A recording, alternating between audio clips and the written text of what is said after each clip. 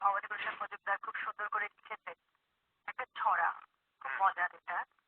ছেলে আমার খুব সিরিয়াস, আসে না।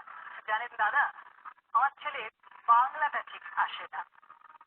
ইংলিশেও রাইমস বলে, ডিবেট করে, পড়াও চলে। আমার ছেলে খুব পজিটিভ, অলিক শব্দে ভাসে না। জানেন দাদা, আমার ছেলে বাংলাটা ঠিক আসে না। ইংলিশ ওর গুলে খাওয়া, ওটাই ফার্স্ট ল্যাঙ্গুয়েজ। হিন্দি সেকেন্ড। সত্যি বলছি, হিন্দিতে ওর দারুণ তেজ। কি লাভ বলুন বাংলা পড়ে, বিমান ছেড়ে ঠেলায় চড়ে। বেঙ্গলি থার্ড ল্যাঙ্গুয়েজ, তাই তেমন ভালোবাসে না। জানেন দাদা, আমার ছেলের বাংলাটা ঠিক আসে না।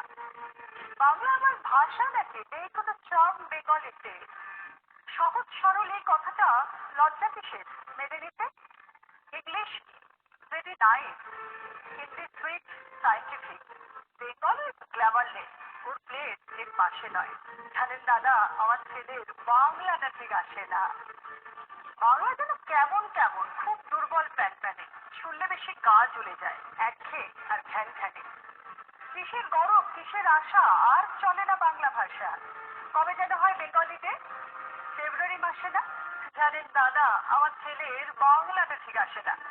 ইংলিশ ইজ বোমাস্টিং, শব্দে ভাষা, দারুণ ভাষা। বেঙ্গলি ইজ ডিসগাস্টিং, ডিসগাস্টিং, সর্বনাশা। ওই ভাষাতে দিবানিশি হয় শুধু ভাই পিএসসি।